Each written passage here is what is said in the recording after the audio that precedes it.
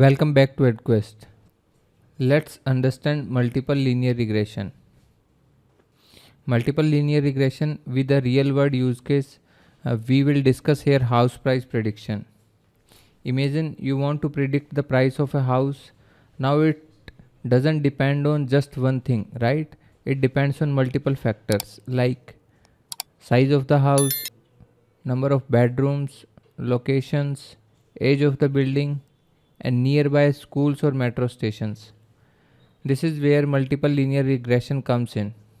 It helps us predict the house price using many features.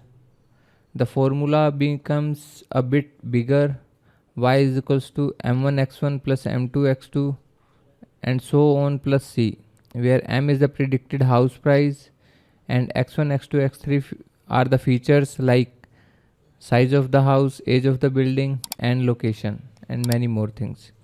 The model learns how much each feature affects the price and gives us a smart estimate. So that's multiple linear regression, perfect for making prediction when many factors influence the outcomes. Our next example is polynomial linear regression. Thank you.